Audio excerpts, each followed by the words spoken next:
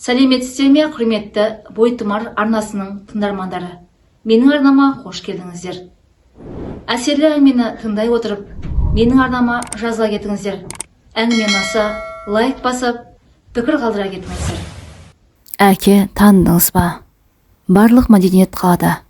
Өнеркәсіп, кәсіпорын, театр, клуб, институт пен университет. Ауыл халқына мұның бәрі таңсық болар.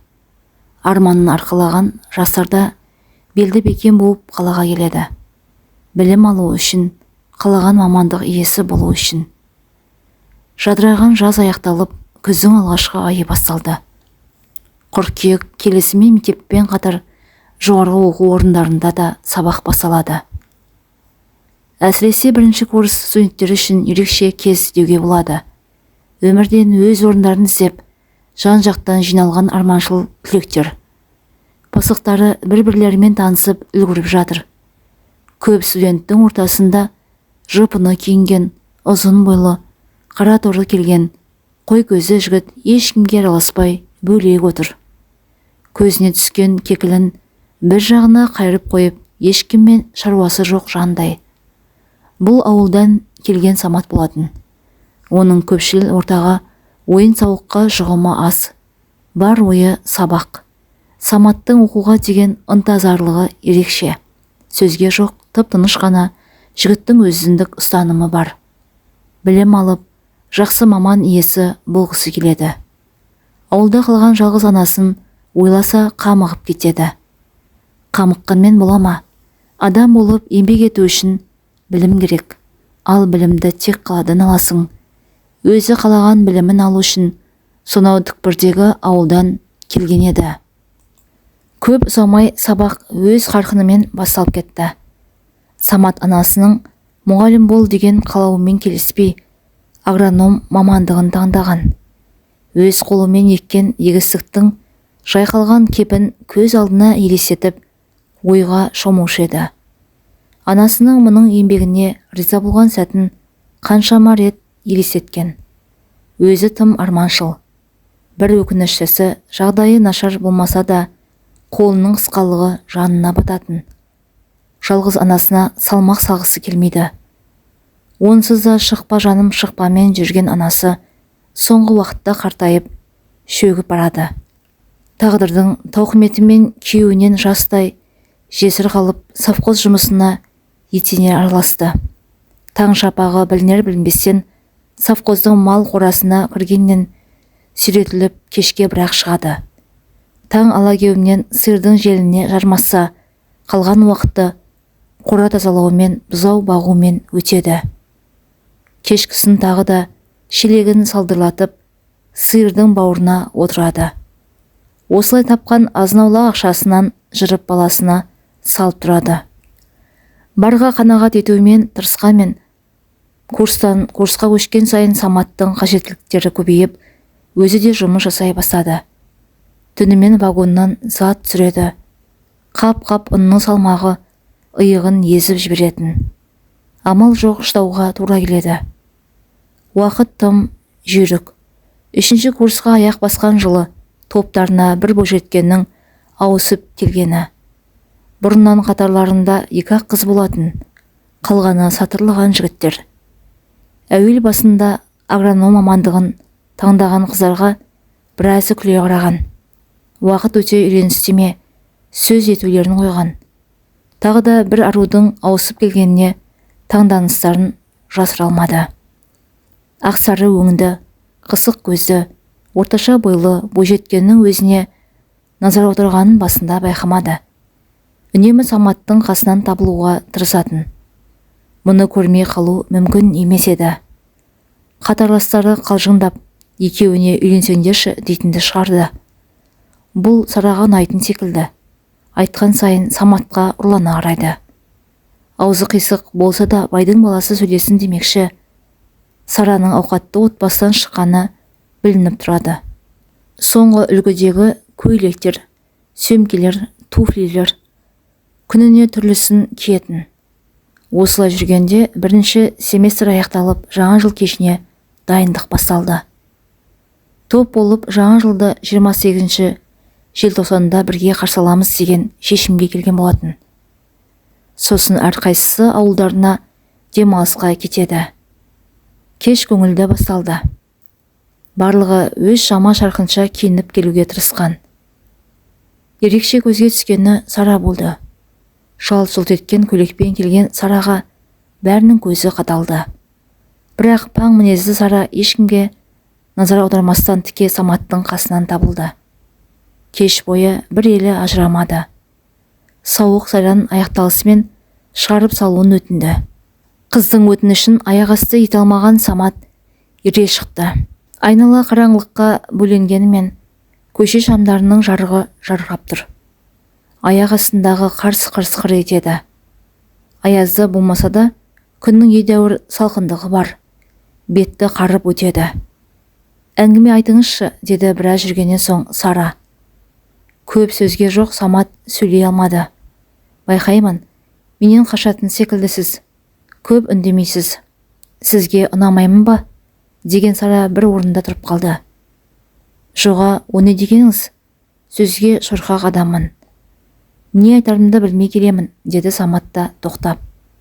Өзара әңгімелері осы жерден үзіліп, Сараның үйіне дейін үн-түнсіз келді. Үйіне жақындағанда кенет тұра қалып, шыныңызды айтыңызшы, мен сізге ұнаймын ба? Маған үйленіңізші, өтінемін. Мен сізді бір көргенде ұнатып қалдым. Сіз оқитын мамандыққа сол үшін ауысып келгенмін.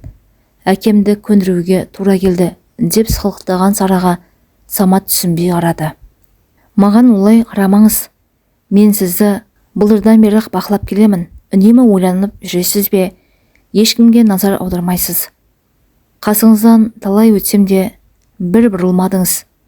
Өтінемін, маған үйленіңізші. Ештеңеден таршылық көрмейтін боласыз. Әкемнің ақшасы екеумізге де жетеді деп тоқтар емес. Ешқандай жауап қайтармаған Самат сау болыңыз деп бұрылып ала жөнелді. Состиып тұрып қалған Сара біразға дейін орнынан қозғалмады. Жатақханаға келген Самат көпке дейін ұйықтай алмады.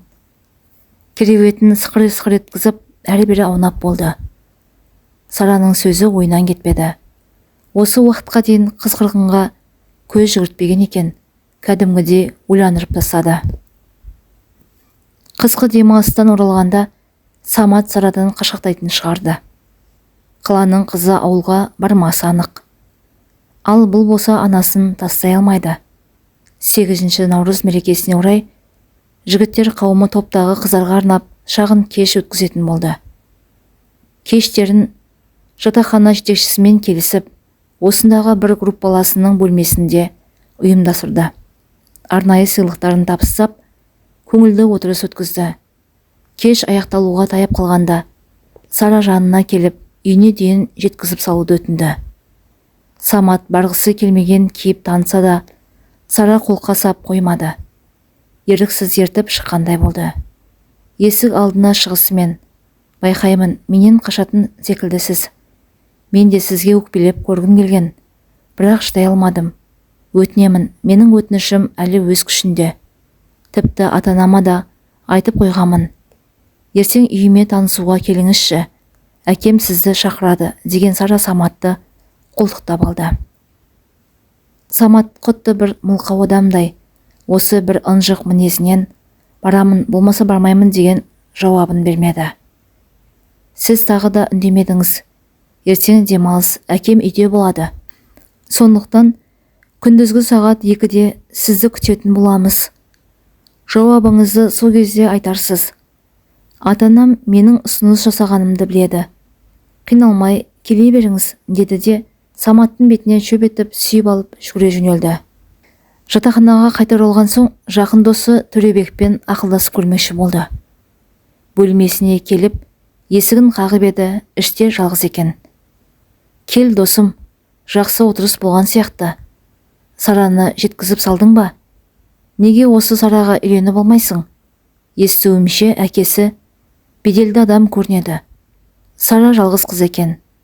Аузыңнан ақ май ағып отыратын едің, деп қарқылдап күлді. Осы жөнінде сөйлессем деймін. Сара маған үйленекші деген. Мен бұрын қызбен жүріп көрмегем. Қалай ойлайсың? Жаза басып жүрмеймін бе? Оқу бітірген соң елге оралуым керек. Жалғыз анамды тастай алмаймын деген Самат желкесін қасыды. Мәссаған, мынандай хабарды қалай жасырып жүрсің?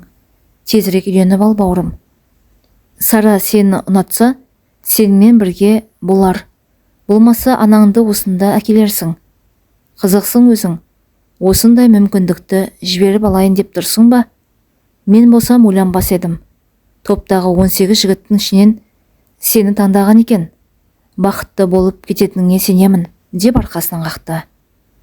Досының сөздерінен соң Самат та ойлана бастады. Келбеті келіскен, бар жерден шыққан жан, өзіне ұнайтындай. Келесі күн бір ілерін киіп Сараның үйіне келді. Есікті ашқан Сараның жүзі қуаныштан бал-бұл жайнап тұр екен. Келетініңді білгемін. Демек келіскенің деп есептеймін. Ішке кір, атанам күтіп отыр, деп қолынан жетелей жөнелді. Ішке кірген Саматқа зәулім жер үй хан сарайындай көрінді. Қонақ бөлмеге үстел жайылыпты. Алдынан елуді еңсерген, қарны шалбарына сыймай, ерекшеленіп тұрған ер адам шықты. Сара әкесіне аумай қалыпты. Ол да ақсары өңді, орташа бойлы екен. Ар жағынан қара торы өңді, жылы жүзі, әйел адамның сұлбасы көрінді. Сірә анасы болар. Анасының жүзінен жылылық есіп тұр. Езу тартып жымиғаны өз анасына ұқсайтындай. Анасының есіне түсі кеткені. Амандасы болған соң Сара жетелеп әкеліп диванға отырғысы. Пап, мам, танысып қойыңыздар. Самат. Бірден ұнатасыңдар деп сіздерге айтқамын. Менің Саматқа тұрмысқа шыққым келеді деп қойып қалғанда Самат сасқалақтап қалды. Самат, сен саспа. Мен ата-анама айтқамын. Тағы да естеріне салып жатырмын. Жалғыз қыздарының өтінішін жерге қалдырмайды деп ойлаймын, деп ата-анасына қарады. Ерке әрі бір бетке екені сезіледі. Әкесінің түрінен менсінбегендік байқалса да, жалғыз қызы үшін амалсыз келіскендей, елеусіз ғана, әлі көрерміз ол жағын, деді. Пап, менің айтқанымды орындаймын деп сөз бергенсің. Мам, папама айтыңызшы, келіспесеңдер кетіп қаламын, деп ортайып шықты. Қызыңды еркелетіп өсірдің бе, енді қылығың өзің көтер. Амансың ба айналайын, анаң бар деп естіп едім. Қуатты ма, деп Саматқа мейірлене қарады. Жүзің жылы бала екенсің. Бұл қыздың еркелігі кейде шектен шығып кетеді. Саматқа тұрмысқа шығамын деп тым жақсы оқуынан ауысты. Құлақ етімізді жеп болды. Қандай бала көрейікші, шақыршы дегенбіз. Қысылмай еркін отырғайсың. Мен аста келейін, үстелге жайғаса беріңдер, деді де орнынан қозғалды. Бәрі үстелге жайғасты. Дастарханды жайнатып қойыпты. Осының бәріне өзіне әзірленген бе деп Самат іштей таңғалды. Айналасына ұрлана көз тастады. Қымбат жиһаз, өзі өмірінде көрмеген керемет ыдыстар, бәрі көздің жауын алады. Оқу бітірген соң қайда қалмақшысың? Қалада қалатын боларсың, деген Сараның әкесі Саматқа сұраулы жүзбен қарады. Ол жағын әлі шешпедім. Ауылда анам бар, деп жауап берген Самат анасын сатып кеткенде күй кешті. Ой, пап, сіз де айтасыз, ауылға барамын десе, мен де барамын. Болмаса осында қаларымыз. Әлі бір жыл оқуымыз бар, деп Сара сөзге араласты. Мен сені ауылда тұрсын деп өсіргенім жоқ. Осында қаласыңдар, деген әкесінің даусы қатқыл шықты. Соңғы сөзім осы дегендей, Сара мен Саматқа кезек-кезек қарады. Той уақытын белгілейік, асығыстық танытпай жазға қалдырғанымыз жөн болар. Анаңа хабар бересің бе, деген анасына Сара. Мам, жаз деп жүреміз бе? Жақын арада жасайық, жазға дейін күте алмаймын. Пап, неге үндемейсіз? Некемізді қиып, шағын отырыс жасасақ болатын шығар, деп өзінше ақылдылық танытты. Манада үндемей отырған әкесі, той шығынын өзіміз көтереміз. Үйленген соң осында тұрасыңдар. Шағын болса, шағын болсын. Қызым қалай дейді, солай болсын, деп жауап қатты. Барлығы үстел үстінде шешіліп қойылғанда, Самат үн-түнсіз отыра берді. Тойлары мамыр айына белгіленді. Анасына жақында үйленетінін, келіншегін сабақ аяқталған соң ертіп апаратынын айтып хат жазып жіберді. Шағын болсын деген тойлары дүркіреп өтті. Тек анасының келе алмағаны болмаса. Тойдан соң жатақханадан шығып, Сараның үйіне келіп орналасты. Туылғаннан бастап жоқшылықты көріп өскен Саматқа барлығы төс секілді. Басында жатырқағанмен біртіндеп бойы үйренісе бастады. Бірақ жүрегінде анасына деген сағынышы бар еді. Жазғы демалыс басталар уақытта ауылға барамын деген шешіміне Сара қарсы болмады. Бірге барамын деп жолға дайындала бастады. Алыс түкпірде орналасқан ауылына 2 күндерін сарп еткізіп, шашып шалдығып жетті әйтеуір. Анасына келер уақытын айтып хат жолдаған. Автобустан түскен бойда қолдарына ағырылма ұстаған жеңгелері шуылдасып қарсы алды. Анасы да есегіне сүрініп қабынып жетті. Келе баласының маңдайынан иіскеп, Сараны құшағына басты. Ауыл кеше көңілді өтті. Саматтың қуанышына құрдастары жиналды. Құрқылдайдың ұясында 2 бөлмелі жер тамдарында жиналған жастар сыймай қалды. Ән айтылды, би биледі, ойын ойналды, көңілді кеш өтті. Жазғы демалысты ауылда өткізетіндерін естіп, анасы қуанып қалды. Самат жылдағы шаруасына кірісті. Тамның айналасын тазалап, қора қопсыны жөндеді. Азын аулақ малының қысқы азығын дайындау үшін шөпшілерге қосылды. Саматтың соңынан ілесіп келген Сараға әуел басында барлығы қызық көрінгенмен уақыт өте ауылға симады. Самат күн ұзақ үйде болмайды. Бұл кіреді, шығады. Әйтеуір кеште әупірімдеп батырады. Тамақ жасау, енесіне қолғабыс ету дегендері тиіп қашып жасағандай болғанмен Сараның қалауы бұл емес еді. Қаласына қайтар уақытты санап кетті. Кешкісін Самат келген соң қолтықтасып ауыл клубына қарай тартады. Ауыл жастары жиналып би кешін жасайды. Сараға ұнағаны осы болды. Ақсаусақ келіннің жағдайын түсінді ме, енесі де көп жұмсай бермейді. Асын пісіріп, құманын қайнатып әкеліп береді. Сараның құйып бергеніне қанағат етеді. Саматтың анама көмектессеңші дегені де қарсы шыққан. Тиіспе, өзімнің жасап үйренген шаруам, демала берсін. Құдаларға есік көрсетіп, кәде сыйымызды жасауымыз қажет. Соны ақылдасайық, ағайын туманың пікірін білейік, деп сөз өркінін өзгерткен. Самат бұл жағын ойламапты. Анасының сөзі рас екен. Қалаға барған соң Сараның ата-анасымен сөйлесіп, анасына хабар беретін болып келісті. Жазғы демалыс аяқталып, екеуі қалаға қайтты. Анасының жанары жасқа толып шығарып салды. Ауылдың дәмі деп дорбасында ұмытпады. Зырылдаған күндер өте берді. Анасының өтінішін жеткізгенімен Сараның әкесінің бос уақыты табыла қоймады. Сонау түкпірдегі ауылға барар жолдың қиыншылығынан қашты ма, кейін деп шегере берді. Шегерле келесі жылдың жазы да келді. Оқуын аяқтап, дипломын алған соң Самат ауылға барғысы келетін жеткізгенде, Сара ауылда тұра алмайтынын айтып, қаланы қолайлады. Екеуі сөзге келісті. Сара мен Саматтың арасындағы келіспеушіліктің шешімін тапқысы келді ме? Сараның анасы: Самат балам, ана ретінде өзіңді түсініп тұрмын. Жалғыз анаңды тастағың келмейді. Бір жағынан қызымды алысқа жіберуге қимаймын. Үйленер кезінде осында қалатын болып келіскен едің. Мүмкін анаңды осында алып келерсің. Бізбен бірге тұрғысы келмесе, бөлек пәтер әпереміз. Бүгін Сараның әкесінің қалада болмай тұрғандығы бұл мәселені шешуге көмектесер еді дегені. Самат ойлана келе ауылға анасына барып, қалаға көшіріп әкелу жөнінде сөйлесетінін, сол үшін ауылға бару қажеттілігін айтып жолға шықты. Бұл жолы Сара ілеспеді. Саматқа өкпелеген түрі. 2 күнін жолға жұмсаған Самат ауылға келгенімен қақпа сыртынан анасы қарсы алуға шықпады. Алаңдаған күйі тамның табалдырығын аттағанда балдаққа сүйенген анасының сыртқа беттеп келе жатқанын байқады. Бала кезінде жап-жарық болып тұратын тамның іші қара көлеңкеге айналған ба.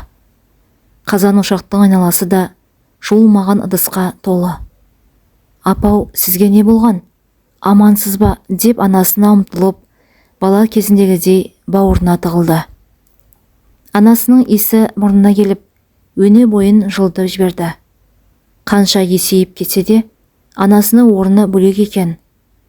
Құлыным, келдің бе? Анаң аяғын ауыртып алып, алдыңнан шыға алмай қалды. Келінім қайда? Келмеді ме? Көрінбейді ғой, деп есік жаққа жалтақтап қарай берді. Апау, келінің келмеді. Өзіңді әкеткелі келіп едім деген баласының маңдайынан иіскеген анасы. Баламау, төрімнен көрім жағын отырғанда жолыңа байлау болып қайтемін дегені. Апау, олай демеңіз, менің жолыма байлау емессіз. Мен сізді тастап ешқайда кетпеймін. Бір ауыз сөзіңіз мен үшін заң. Әйел табылар, анамды жылатып жүре алмаймын. Келем десе келер, келмесе өзі білер. Келіңіз апа, орныңызға апарайын. Қазан ошаққа қол түймегелі біраз болған сияқты ма? Аяғыңызға не болған? Дәрігерге бардыңыз ба? Деп бәйек болған баласы анасын сықырлау кереуетіне әкеліп жайғасырды.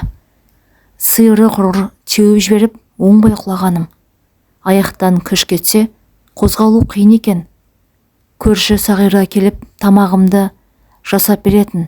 Бүгін базаршылап кеткені деп көрші Сағираны ақтап жатыр. Қазір өзім ретке келдіремін. Самаурынға шай демдеп жіберейін деген Самат екі жеңін түріп жіберіп, самаурынды ұстап сыртқа беттеді. Баламау, киіміңді ауыстырсаңшы, үстіңе ыстың иісі сіңер, деп анасы артынан дауыстады. Дәрігер анасының аяққа тұру үшін уақыт керектігін жеткізді. Самат ауылда қалды. Жастайынан жесір қалып, өзін өсіру үшін тынымсыз еңбек еткен анасының көзін жәудіретіп тастап кете алмасын ұқты. Совхоз директорына барып жұмыс сұрады. Табылған жұмысты қанағат етті. Тамның айналасын тазартып, көрші Сағираға ішін әктетіп алды. Екі бөлмені пешпен бөлген тамның іші жарқырап шыға келді. Төргі бөлменің есігі ретінде жапқыш ұстатып қойды. Төбесін лаймен сылап, қора қопсыны бітеді. Малдың қиын шығарып, қыстық отынын дайындады. Бір айдың зырылдап өте шыққаны. Тамыз айы келіп, ауыл халқының жұмысы көбейді. Күз түспей егінді орып алу үшін еркек атаулы егістік басында. Бақшаның да пісіп жатқан кезі болғандықтан, қауын қарбыздың қызығын балалар көруде. Таң шапағымен таласып жұмысқа өрсе, күннің батуымен кері қайтатын. Сондай күндердің бірінде жұмыстан келе жатқан Самат есік алдына тоқтаған автобустан аңғарды. Автобустан екі адам түсті де Саматтың үйіне қарай бет алды. Ағараңдаған көйлектері сырттан келгендерін аңғартады. Біреуінің кескін келбеті Сараға келеді. Тамға жақындағанымен ішке кіре қоймады. Жан жақтарына қарап тұрып қалды. Жақындағанда Сара мен анасын таныды. Сара безерген күйі сәлемін алмады. Анасы болса, ау Саматжан, өзіңді іздеп келген жайымыз бар. Келемін деп кеткеніңмен хабарсыз қалдың. Аманшылық болар, деді мұның сәлемін алған соң. Самат үндеместен тамға кіріп, анасының жағдайын білді. Бұл кезде анасының денсаулығы жақсарып үй ішінде қозғалып жүретін. Келе күнделікті шаруасына кірісті. Самаурынға суын құйып, отын тұтатты. Есік алдындағы екі қонақ тұрған орындарынан қозғалмады. Көрші Сағираға жүгіріп, қазанға ет салып беруін өтінді. Төргі бөлменің төріндегі дөңгелек үстелді жағалай 5 адам жайғасқан. Екі иығынан күжілдеген самауырдың құлағына Сағира ие болыпты. Шоқ үстіндегі құманы бұрқ-бұрқ қайнайды. Безерген Сараның кейпі өзгермеген. Саматтың анасы өзін кінәлі сезінгендей қипақтай береді. Үнсіздікті Сараның анасы бұзды. Самат, Сараның жүкті екенін естімеген боларсың. Өзіңді әкетуге келдік, деп тікеткізді. Саматтың анасы қуанып кетті. Баласына жалт қаратты, жүзін Сараға бұрды. Рас па айналайын? Қуаныштымын. Жақсы хабар екен. Ақ түйенің қарны жарылған күн болды ғой. Құлыным, жағдайың жақсы ма деп бәйек болып жатыр. Сара сол үндемеген қалпы отыра берді. Көзінің астымен Саматқа қарайды. Самат та сөйлей қоймады. Қайнымау, жаңалық сенде жатыр екен ғой. Үндемей жүріп, бәлесін қара деген Сағира сөзін жалғастырып. Апа тойсыз екен ғой, ал құтылып көріңіз енді деп апасын қағыта бастады. Сағирашым, жақсы жаңалықтан аярым бар ма? Мен үшін балаларымның бақыты. Саматжан айналайын, ананың құрсағына біткен баланың жазығы жоқ. Баланың әкесіз өскені жарамас. Сара осында қалғысы келмесе, өзің бара ғой.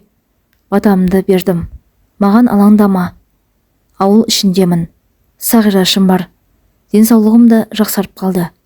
Әрі өзің де келіп тұрарсың деп иегі кемсеңдеді. Апа, мен соңғы сөзімді айтайын. Сізді жылатып бақытты бола алмаспын. Мені сүйген қыз анамды бағуға келісер еді. Егер Сара қаламын десе, еш қарсылығым жоқ. Жоқ, мені күшігі қылып ертуге келсе, оған жол бере алмаймын дей бергенде, Сараның Самат деген даусы қатты шығып кетті. Ернін тістелеп Саматқа көздері шытынай қарады. Мен қала алмаймын. Сен менімен бірге барасың, деді нық сөйлеп. Кешір, Сара, бұл айтқаның орындалмайды. Қалайша, мені жақсы көрмейсің бе? Мен жүктімін. Естіп отырсың ба? Анам деп өлгелі отырған кемпірге жабысып қапсың ғой. Тоқтат, Сара. Анам туралы олай сөйлеме. Мен айтар сөзімді айттым. Қаламын десең, есігім ашық. Қалмайтын болсаң, бара беруіңе болады. Баламның санасы болса іздеп табар. Болмаса қайтемін енді. Болғаны бола жатар деген Саматқа Сараның анасы. Самат, не деп отырсың? Менің қызым саған ойыншық па? Керек уақытында пайдаландың. Қазір керек емес болып қалды ма? Кезінде әкесі дұрыс айтыпты, саған жоламауы керек еді, деп сөзге жалғасты. Апа, сізді бәрін түсінер деп ойлағанмын. Сол үшін қызыңызды алып келген шығар деп үмітім болды. Қателесіппін. Сіз қызыңызды алысқа жібере алмасаңыз, мен де анамды жалғыз тастай алмаймын. Сөзім осы деп тоғытерін айтты. Оңбаған, әкеме айтып көзіңді құртамын. Оңбаған, кеттік мам, босқа келіппіз деп, шырылдаған Сара орнынан тұрып сыртқа бет алды. Артынан анасы ілесті. Жеті түнде қайда барасыздар? Саматжан, барсаңшы, отбасыңды бұза көрме, деді анасы даусы дірілдей. Самат отырған орнынан тұрмады. Анасы шыдамады. Сағираш, баш айналайын. Өз үйіне алып кете ғой. Ең болмаса таң атқанша далада қалмасын. Құлыным, ақылымды тыңдай ғой. Бара ғой, келіншегінің жігіт екенін естідің ғой, деп баласына қарады. Ертеңді Сағира орнынан тұрамын деп үстелді қағып кетті. Шығып бара жатып, апа, қазандағы тамақты қайтесіз? Еті піскен болар. Сағираш, келін мен құдағайды үйіңе орналастырып келші. Далада тұрып қалмасын. Қазандағы тамақ қонақтың несібесі. Қайтып келде нанын салып, қонақтарға берерсің, сөйтші айналайын, деді. Самат дастарханның үстін жиысыртта келесі бөлмеге барып қисайып жатып қалды. Егістіктің шаруасы аяқталған соң, өзі барып Сараны алып келемін деген ойда жүрген. Бүгінгі түрін көріп, ойынның орындалмасын білді. Неге қалғысы келмейді? Таңертең тұра сала жұмысына кетті. Сара мен анасына қайрылмады. Кешкісін келгенде екеуінің де кетіп қалғанын естіді. Бұл оқиға осымен аяқталмады. Байқасаңыз, әңгіме арасында там сафқо сөздері айтылады. Дәл таптыңыз, оқиғаның бастау шағы Кеңес үкіметі кезінде орын алған 20 ғасырдың 85 жылдары. Одан кейін заман өзгерді. Одақ ыдырап, тәуелсіздік алдық. Сафқо жойылып, ауыл пайда болды. Бұл ауылда бәрі өзгерді. Көненің көзі кетіп, совхоз уақытындағы жастар қазір қарияға айналды. Саматтың анасы, яғни менің әжемнің өмірден өткеніне де біраз жыл болды. Мен әжемді көріп өстім. Әкемнің жалғыз қызымын. Баладан жалғыз емес, алдымда екі ағам бар. Тек әкем жалғызым деп еркелетеді. Біздің ауылда бәрі өзіргенмен күзге қарай егістіктің жайқалып тұруы өзгермеді. Әкем тынымсыз еңбек етеді. Кезіндегі анам тамсанса деген арманы орындалды. Сары алтынға боялғандай болып жататын егістік алқабы әкемнің мақтанышы. Әкемнің алғашқы отбасы болғанынан бәріміз хабардармыз. Ол жайлы ешкімнен жасырмаған. Әкем үнемі үлкен ағаларың бар деп айтып отырады. Бәріміз қызық көріп, айтыңызшы, кімге ұқсаған деп сұраймыз. Аналарыңа үйленбей тұрғанда бір көргемін. Сара босанған соң баланы құшақтап келіп кеткен. Мені алып кету үшін бармадым деп күрсінген. Ондай кезде анам, қазір келсе барасың ба деп қызғанышын білдіретін. Мына байлықтарымды тастап қайда барамын? Сараның тұрмысқа шыққанын естігемін. Сенің де қызғанышың орынсыз екен деп жауап берген. Бүгінде әкем 50-ді еңсерді. Сол баяғы үндемейтін қалпы болғанмен шаруасына мығым. Екі ағамды ертіп алып егістіктің басынан шықпайды. Кейде мен де барамын деп еріп барғанмен масаға таланып жылап келетінмін. Өсе келе ол жаққа бармайтын болдым. Бой жеттім, биыл 15-ке толамын. Масаға таланып жара болып жүргім келмейді. Әкем баяғы тамды ысырып тастап зәулім етіп үй салған. Үлкен ағам 20-ның 5-еуіне келді. Оқу оқыды, әскерге барды. Жұмысы вахтада. Демалысында әкемнің жанынан шықпайды. Анам қашан үйленесің деп қылқылдап отыр. Сөйлесетін қызы бар екенін білемін. Ал екінші ағам қалада оқиды. Жазғы демалысында ол да егістікте жүреді. Менің қараторлығым әкеме тартса, бойымның орталығы анамнан секілді. Келесі жылы мектеп бітіремін. Оқуға барамын деп дайындалып жүрмін. Анам пошта қызметкері. Ауылға зейнетақы келген күні анамды көрмей қаламыз. Үйдің шаруасы әдеттегідей менің мойнымда. 5 бөлмелі үйдің ішін тазалау, әкем мен ағаларыма уақытында ас дайындау міндетімді мүлтіксіз атқарамын. Жаз келсе болды, әкемді үйден табу мүмкін емес. Биылғы жаз ерекше ыстық. Әкемнің бар уайымы егістіктің күйіп кетпеуі. Мана айтқанымдай, әр айдың басы анамда үйде болмайды. Ауыл тұрғындарының зейнетақысын түгел бермей үйге келмейді. Үйдің ішін жинақтап түскі астың қамына кіріскелі жатқамын. Сыртқы қақпа қағылды, таңғалдым. Ауыл тұрғындары қақпай-ақ кіре беретін. Ашық деп дауыстадым да шаруамды жалғастыра бердім. Бір мезгілде бер жақындаған аяқ дыбысы естілді. Бұрылмаған қалпым, кім екен? Үйде үлкендер жоқ дей бергенімде, сәлеметсің бе қарындасым? Қосанов Саматтың үйі осы ма деген қоңыр дауысты естідім де жалт қарадым. Классикалық үлгіде киінген, орта бойлы, жұқалтақ сары, кекілін бір жағына қайырған жігіттің өзіме қарап тұрғанын көрдім. Әкем үйде жоқ, егістік басында, дедім сасқалақтап. Дәл келген екенмін. Сен қарындасым боларсың. Мен Саятпын. Мені танымайтын шығарсың деп қолын созды. Саят дейсіз бе? Сіз сонда ағамсыз ба? Рас па? Бір түрлі қызық екен.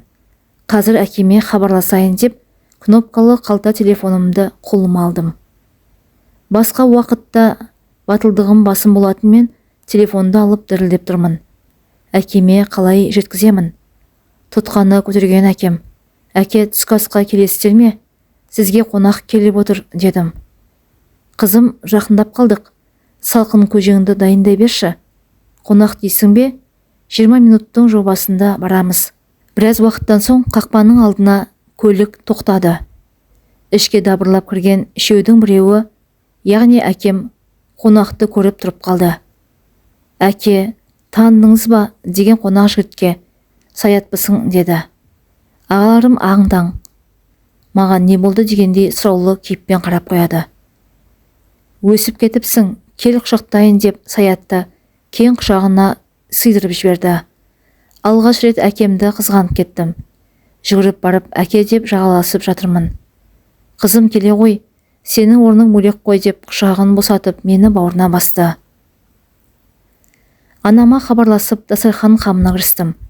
Анам келіп Саятпен жылы амандасты. Мен дүниеге келгенде әкем отырғызған ағаш бүгінде мәуелі талға айналған. Әкем түбіне сәкі жасап қойған болатын. Әкем балаларымен сәкі үстіне жайғасты.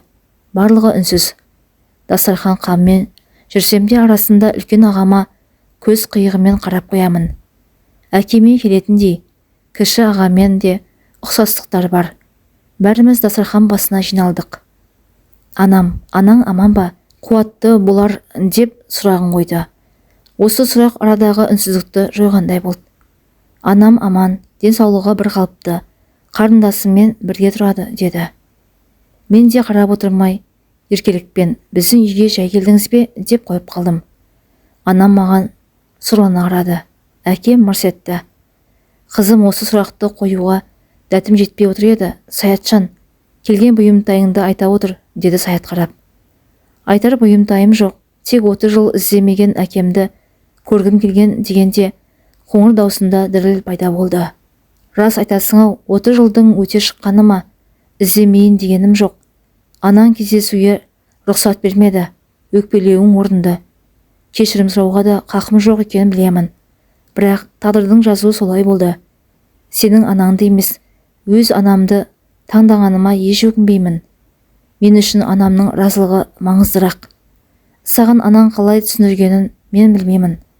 Сондықтан бір-бірімізге өкпе артпайық. Сен үшін есігім қашанда ашық. Мына менің байлықтарым, сенің бауырларың. Араласамын десең қарсылығым жоқ, деген әкемнің жүзі күңіреніп кетті. Қаратұры өңі күнге күйіп кеткендіктен үнемі қызарып жүретін. Бұл жолы реңінен жан азабын көрдім. Осы сәтте әкемнің ішінде де айтылмаған ойлары барын түсіндім. Саят үйімізде 2 күн қонақ болды. Үйленгенін, 2 баласы барын білдік. Біз әкеміздің 2-ші некесінен болсақ, Саяттың анасының 2-ші некесінен қарындасы бар екен. Ағаларым тез тіл табыса, қыз бала болған соң мен көп жақындай қоймадым. Осы кездесуден соңда 10 жыл уақыт өткен. Әкем мен анам бұрынғысынша ауылда тұрады. Әкем зейнеткерлікке шығып, егістікті қойды. Бүгінде ауласындағы бақшамен айналысады. Анам да зейнеткер. Кіші ағамен бірге тұрады, отбасылы. Үлкен ағам сол баяғы вақтасында. Сол уақытта сөйлесіп жүрген қызын жетектеп келген. Кіші ағам үйленген соң бөлек шықты. Мен де тұрмыстамын. Баяғы үлкен ағамыз Саятпен әлі араласып тұрамыз. 2 баласын ертіп келіп кеткен. Әкем немерелерін көріп мәз болды. Өмірдің ағымы қызық екен. Жолақтары бірде ақ, бірде қара. Әкемнің жастық шағында қателік жібергені рас болғанымен, өмірге әкелген анасын тастай алмады. Ол өзін осымен ақтайды. Сараның қылығы дұрыс па, әлде Саматтың шешімі дұрыс па? Әркім өзінше дұрыс жасадық деп ойлаған болар. Өткеннің ісіне біз төреші бола алмаспыз. Әкем баласы Саяттың өміріндегі ең маңызды сәттерінде қасынан табылмады. Алғашқы қадам басуы, сүндеттелуі, мектеп табалдырығын аттауы, мектепті бітіріп үлкен өмірге қадам басуы, ең соңында болашақ жарын таңдап отбасын құруы. Мұның бәрі әке қатысуынсыз өтіп жатты.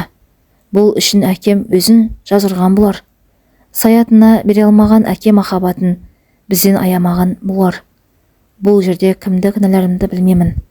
Бір білетінім, түптің түбінде баласы әкесін іздеп тапты. Ендігі жерде жетпеген махаббаттың орнын толтыруы мүмкін емес. Болса да өмір атты үлкен жолда қуанышы мен қайғысында әкесіне арқа сүйей аларын біледі. Әңгіменің соңы. Зейін қойып тыңдағандарыңыз үшін рахмет.